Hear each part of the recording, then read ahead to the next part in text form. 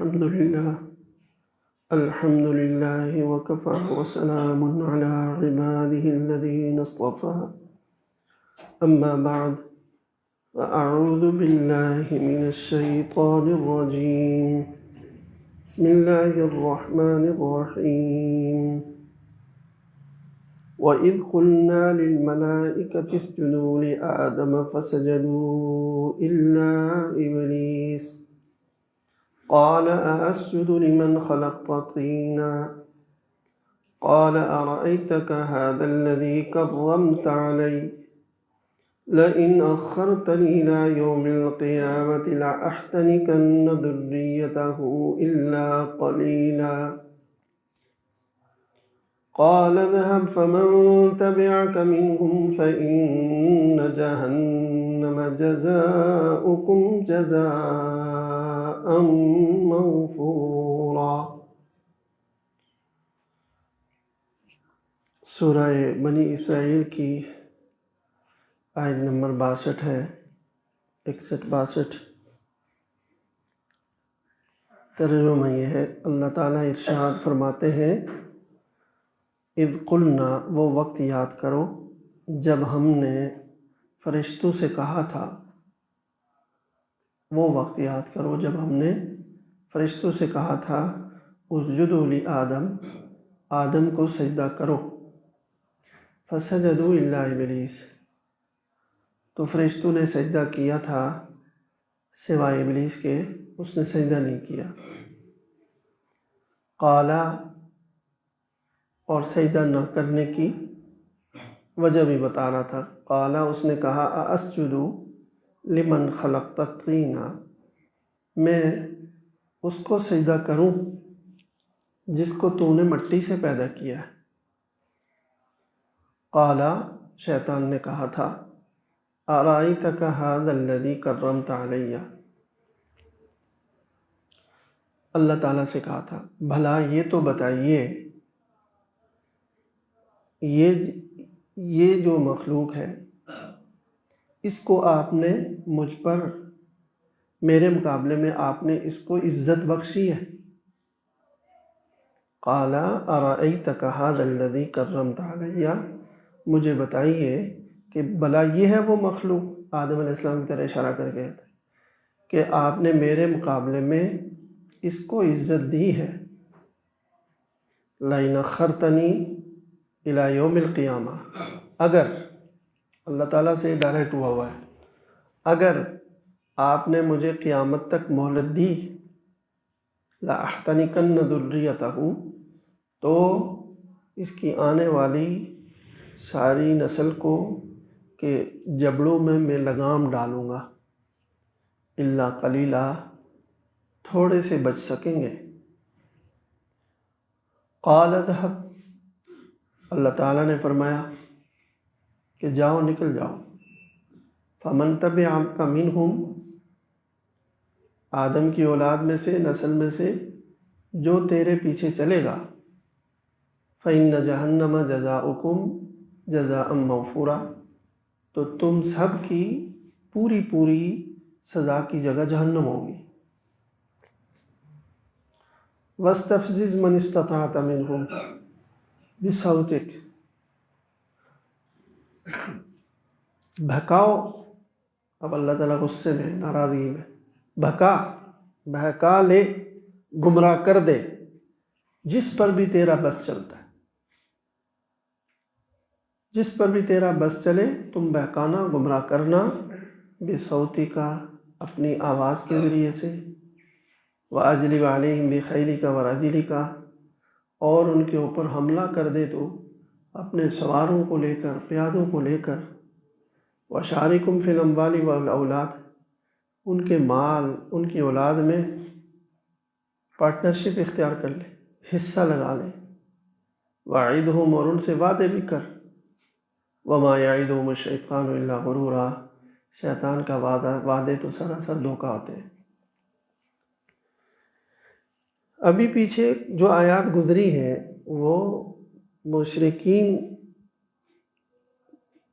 کا یہ کہ وہ مطالبے کرتے تھے کہ فرمائشی کہ جی یہ معجزہ دکھا دیں، یہ معجزہ دکھا دیں، ہم ایمان لے آئیں گے.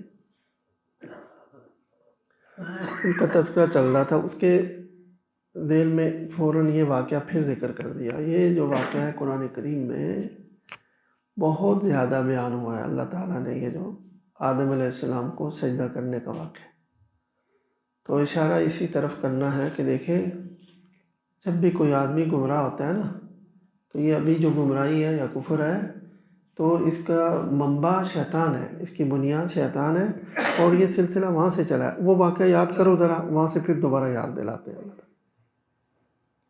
اس میں بہت سارے اور فوائد اور سبق بھی ہوتے ہیں. تو اب فرمایا کہ وہ یاد کرو جب اللہ تعالیٰ نے آدم علیہ السلام کو پیدا کرنے کے بعد جب روح بھی ڈال دی اور اللہ تعالیٰ آدم علیہ السلام اللہ کی ایک پیاری مخلوق، پیارے بندے بن کر کے سامنے آئے، تو سارے فرشتوں کو فرمایا کہ ان کی عزت کے لیے سجدہ کرو. دکھانا یہ تھا کہ یہ تم سب سے زیادہ مجھے پیارا ہے، یعنی یہ اتنا عزت والا ہے کہ وہ جو سجدہ جو میں اپنے لیے کراتا ہوں نا، وہ اس کے لیے کرا رہا ہوں. تو یہ عزت کرانا اور یہ دکھانا تھا کہ یہ مخلوق پیاری بھی ہے اور اس کے اندر کچھ ایسی کوالٹیاں ہیں اور کچھ ایسی صلاحیتیں ہیں جو تمہارے اندر نہیں رکھی ہوئی. مقصد ہے کیا فائدہ ہے، کیوں سجدہ کروں؟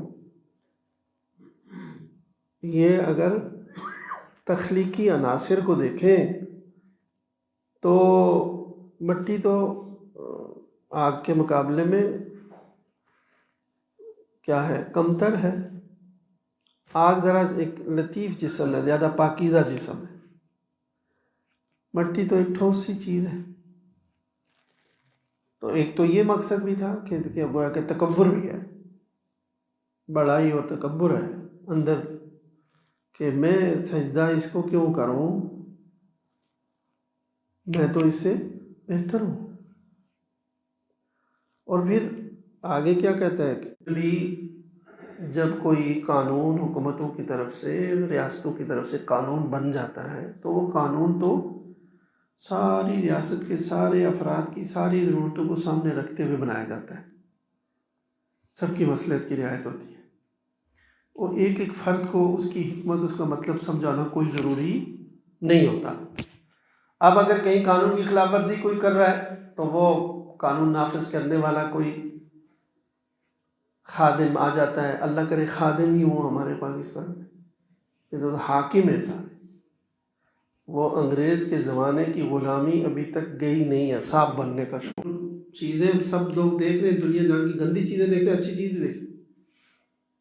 تو وہ جو کافر لوگ ہیں ان کے ہاں اگر کسی سے غلطی ہو تو اب دیکھیں اپنی قوم کی کتنی عزت کرتے ہیں، سوری کر کے کہیں گے، پھر سمجھائیں گے یہ اور بہت عزت احترام کے ساتھ. یہ قانون کے خلاف کر رہے ہیں آپ، تو وہ بجائے اس خلاف ورزی کو چھوڑنے کے لیے کہے کہ مجھے یہ سمجھاؤ کہ اس قانون کا مقصد کیا ہے، مجھے یہ بتاؤ اس قانون کا فائدہ کیا ہے، مجھے یہ بتاؤ اس قانون کے پیچھے حکمتیں کیا ہیں، اس کا فلسفہ کیا ہے. تو اس میں ساری ریاست کے افراد کی ہمدردی بھی شامل ہوتی ہے، ان کا فائدہ بھی پیش نظر ہوتا ہے، سب کچھ انہی کے لیے سامنے رکھ کر کے بنایا جاتا ہے. تو یہ سوالات کرنا ہی فضول ہے.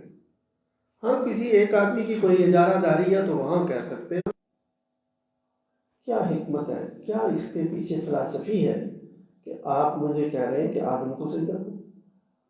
اور سوال کے انداز سے اور الفاظ سے یہ بھی ٹپک رہا ہے کہ اس کے اندر تکبر بھی ہے. دوسری آیات میں تو صراحت بھی ہے، انا خیر منہ، میں اس سے بہتر ہوں، واضح طور پر کہا بھی ہے. یہاں ان الفاظ کو نہیں ذکر کیا، یہی الفاظ ذکر کیے.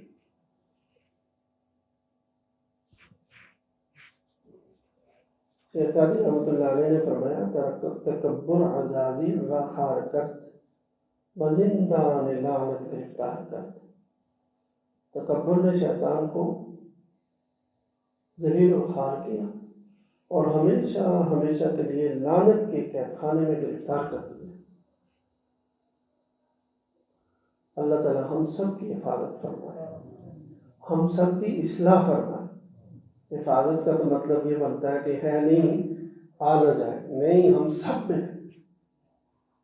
یہ اتنی خسیس چیز ہے تکبر، اتنی غلیظ اور گندی چیز ہے کہ ہوتے ہوئے آدمی کو احساس بھی نہیں ہوتا تکبر میرے اندر کی تکبر۔ تو یہ بہت سارے گناہوں کا، اور اللہ تعالیٰ کو سخت نفرت ہے اس سے۔ کیا انسان کو حق ہے کسی دوسرے کو اپنے سے کمتر سمجھے، اس کی خامیاں دیکھے اور اپنی فضیلتیں سوچے کہ یہ کیا ہے میرے، یہ شیطان جیسے کر رہا ہے، اس میں کیا فضیلت ہے، آپ نے میرے مقابلے میں اس کو عزت دے دی، اس مخلوق کو بتائیے تو صحیح اس میں کیا ہے۔ یہ تکبر ہے، ہم نہیں کہتے کیسے بولے کیا ہے جی، یہ فلاں کیا ہے۔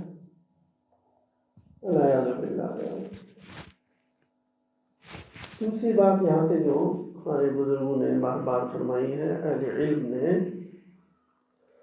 علم صحیح کے حاملین نے، کہ شریعت کے احکام کے بارے میں حکمتیں پوچھنا صحیح سوچ اور صحیح فکر دینی نہیں ہے، یہ شیطانی طریقہ ہے۔ کیوں؟ حکمت وہ پوچھتا ہے کہ جس کے دل میں اس حکم کی عظمت نہیں ہے۔ اجی مجھے بتاؤ فائدہ کیا ہے؟ اگر جس کی محبت ہو دل میں خوب اور عظمت ہو، اس کے تو اشارے کا انتظار ہوتا ہے، اچھا انہوں نے فرمایا، بات جی سمجھ میں آئے نہ آئے جان قربان کرتے ہیں۔ تو حکمتیں کہاں پوچھتے ہیں کہ دل میں عظمت ہے۔ جی اسلام کے اس حکم میں کیا حکمت ہے؟ اسلام میں 4 شادیاں کیوں جائز قرار دی گئی ہیں؟ جی فلاں اس طرح کی حکمت ہے۔ اچھا ایک بات تو یہ کہ کوئی علمی تحقیق طالب علم ہے، تحقیق کرنا چاہتا ہے تو وہ تو کوئی معیوب نہیں، ٹھیک ہے، لیکن کوئی اس کا تحقیق اس کی لین نہیں ہے اور اس کا کوئی میدان نہیں ہے، بس اس کے سوالات پیدا ہوتے رہتے۔ یہ کیوں پیدا ہو رہے ہیں؟ وہ علاج اس تحقیق سے نہ کرے کہ معلومات بڑھا دو، وہ علاج اپنے دل کا کرے کہ اس کے دل میں اللہ اور اس کے رسول کی محبت کی کمی، تب یہ سوالات پیدا۔ ورنہ جب یہ کہ یہ پکی بات ہے کہ اللہ کا ارشاد ہے، بس ٹھیک ہے، کیا میں کیا تو میرا دماغ کیا اور میری عقل کیا، کیا پدی کا شوربہ کہ مجھے سمجھ میں آیا میں کیا چیز ہوں۔ جب اللہ تعالیٰ کا حکم ہے تو اس میں خیر ہی خیر، جب اللہ کے رسول صلی اللہ علیہ وسلم کی یہ سنت ہے، یہ حکم ہے، تو اس میں خیر ہی خیر۔ میری عقل کیا ہے، دوسرے کی عقل کیا ہے کہ وہ اس کی حکمتیں پوچھنے لگے یا کہے کہ حکمت ہے تو کریں گے، صلاحیت ہے، ذہین ہے اور اس کو تشنگی ہے، بات پوری سمجھے تو سوالات پیدا ہو گئے۔ ایک وجہ یہ بھی ہے۔ تو حضرت حکیم الامت مولانا شیخ علی تھانوی رحمۃ اللہ علیہ ٹرین میں سفر کر رہے تھے، تو اسی طرح کوئی 9 تعلیم یافتہ یا تو وہ انہی کی نقل کرنے کے لیے سوچتے تھے، ابھی بھی کرتے ہیں۔ انہوں نے گھٹنے ننگے کیے، انہوں نے بھی کر دیے، ان کی عورتوں کا لباس اترا، انہوں نے بھی اتار دیا، ابھی بھی کر رہے ہیں۔ اور یہ بشری طبیعت ہے کہ الناس علی دین ملوکہم، کہ عام طور پر لوگ ناپاک بھی کہا گیا ہے اور بڑی نفرت دلائی گئی ہے اس سے۔ اس کی کیا حکمت ہے مولانا؟ کتا تو اتنا وفادار جانور ہے، اور دیکھیں اب وہ چونکہ کتا ان کا کلچر ہے نا، تو سوچتے ہیں اس میں کیا برائی ہے۔ انگریز تو میں بھی ساتھ کتا پھیر رہی ہیں، اور مرد اور عورتیں سارے کتے کے بغیر ان کی زندگی مکمل نہیں ہوتی، اس لیے 70% خود کتے ہیں۔ یہ میں کوئی نفرت سے نہیں کہہ رہا ہوں اور نہ کوئی گالی دے رہا ہوں، سوچ سمجھ کر کہہ رہا ہوں، نہ تو گالی دینا مقصد یہ جو خصلتیں کتے کی وہ سب ان میں لالچ ہے، حرص ہے، حسد ہے، اور سب کو جھپٹا مارنا اور اپنوں کو دم ہلانا اور اپنے ہی کو بھونکنے لگ جانا، یہ ساری خصلتیں ہیں۔ گندگی یہ بھی پخانا کھاتا ہے، ان کی طبیعت میں سور بھی کھاتے ہیں، ہر چیز گند کھاتے ہیں۔ تو کتے کے اندر تو بڑی اچھے اوصاف ہیں، تو حضرت نے فرمایا کہ اب میں اس کو کیا سمجھاؤں، تو میں کہا اسی کے مزاج کی بات کرتا ہوں۔ انہوں نے فرمایا کہ دیکھو بھائی ایک بات ہے، یہ جو کتا ہے نا، اچھا ان دنوں میں ہندوستان پورے بر صغیر میں ہندوستان کی آزادی کی تحریکیں چل رہی تھی، تحریک آزادی ہند انگریزوں سے، سیاسی تحریک. تو یہ مسلمانوں میں ایک جذبہ پیدا ہوا تھا کہ آزاد ہونا چاہیے، آزادی بہت، اور قومی ہمدردی، اپنی قوم اپنی قوم. تو انہوں نے کہا دیکھو کتے کے اندر قومی ہمدردی نہیں ہوتی. جب دیکھو ایک کتے کے سامنے دوسرا کتا آئے گا تو یہ بالکل پھاڑ کھانے کے لیے تیار ہو جائے گا. تو اس لیے اسلام نے منع کیا ہے کہ اس کے اندر قومی ہمدردی نہیں ہے. کہتے ہیں کہ وہ اتنا جھوم اٹھا اس جواب پر، کہتے ہیں علم ہے تو یہ ہے. کیا جواب دیا، یہ آج تک کسی نے بتایا نہیں ہمیں. اصل علم یہ اب پتہ چلا کہ کتا اسلام میں کیوں برا ہے. حضرت نے فرمایا یہ تو ایک ویسے علمی نکتہ تھا، یہ کوئی وجہ نہیں ہے. وجہ یہ ہے کہ رسول اللہ صلی اللہ علیہ وسلم نے فرما دیا کہ کتے کو صرف کس لیے رکھ سکتے ہو، شکار کے لیے یا چوکیداری کے لیے. بس کتے سے پیار کرنا برا ہے، بس ہم نے دل سے برا جانا اس لیے کہ رسول اللہ صلی اللہ علیہ وسلم نے برا کہا. یہ ہے اصل وجہ. یہ کیا وجہ ہوئی کہ اس میں یہ وجہ ہے؟ ہزاروں حکمتیں ہوں گی اس میں، پتہ نہیں کیا کیا حکمتیں ہیں. ہمارے لیے تو آقا نامدار صلی اللہ علیہ وسلم کا ارشاد ہے بس. سب سے بڑی حکمت، سب سے بڑی وجہ، سب سے بڑی دلیل کہ آپ کوئی بات بغیر حکمت کے فرما ہی نہیں سکتے. اس میں ایک حکمت کیا، لاکھوں حکمتیں پیچھے ہوں گی جو ہمیں نہیں پتا. لیکن فرمایا کہ اگر یہ کہتا کہ چونکہ رسول اللہ صلی اللہ علیہ وسلم تو یہ تو اس کو پتا تھا، اس پر تو مطمئن نہیں ہو رہا تھا کہ کوئی عقلی وجہ بتا، کوئی حکمت. تو فرمایا، حضرت نے فرمایا کہ یہ جو ہمارے مسلمانوں میں حکمت کے سوالات پیدا ہو رہے ہیں، اصل بیماری کی جڑ یہ نہیں ہے. اصل بیماری کی جڑ کہ اللہ اور رسول کی محبت اور عظمت میں کمی واقع ہو گئی ہے. اس کو پیدا کرنے کی ضرورت ہے. وہ جب پیدا ہو جائے گی انشاءاللہ کوئی سوال حکمت کے بارے میں اشکال نہیں ہے. یہ حکمت بتاؤ تو وجہ بتاؤ تو فلسفی بتاؤ. وہ یہ کہیں گے اللہ رسول کا حکم بتاؤ بس. تو یہ دیکھیں یہ شیطان کا طریقہ ہے کہ اللہ کے سامنے اللہ کے حکم کی حکمت مانگ رہا ہے. عجیب بتائیے، یہ مخلوق ہے وہ جس کو آپ نے مجھ پر میرے مقابلے میں عزت بخشی ہے، یعنی اس میں کیا ایسی چیز ہے، یہ حکمت کیا ہے، فلسفی کیا ہے کہ آپ اس کو مجھ پر فضیلت دے رہے ہیں. اللہ اور اس کے رسول کے حکم کے مقابلے میں حکمتیں ڈھونڈنا شیطانی مزاج ہے، مومن کا مزاج نہیں. مومن کا مزاج تو یہ کہ یہ بس یہ معلوم ہو کہ اللہ اور اس کے رسول کا ارشاد ہے. ایسے کوئی گڑبڑ نہ ہو کہ کسی نے کچھ کہہ دیا کہ اسلام میں، یہ تحقیق ہو کہ واقعتاً دین میں اسلام میں یہ حکم موجود ہے. اگر موجود ہے بس اس کے بعد کسی حکمت والا کی ضرورت نہیں، وہ سراسر حکمت.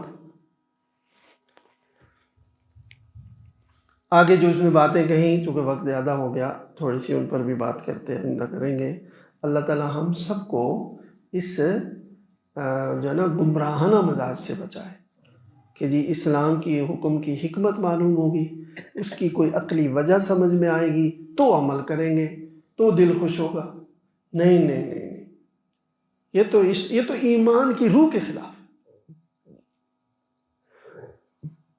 قبر میں فرمایا رسول اللہ صلی اللہ علیہ وسلم نے کہ جنت کے باغوں میں سے باغ ہے، جہنم کے گڑھوں میں سے گڑھا. کھود کر دیکھو کدھر ہے. عقل میں کدھر آتی ہیں یہ باتیں. لیکن الحمدللہ ایک ایمان والے پر کو اتنا ہی یقین ہے جتنا کہ دن کے 12 بجے سورج نکلا ہو، اس لیے کہ رسول اللہ صلی اللہ علیہ وسلم نے فرمایا یہ حق ہے. تو بہت ساری چیزیں ایسا نہیں ہوتا کہ عقل کے خلاف ہوتی، عقل کی پونچھ سے دور ہے، عقل کی رسائی نہیں ہے وہاں تک. تو لوگ اس کو سمجھنے لگتے ہیں شاید عقل کے خلاف.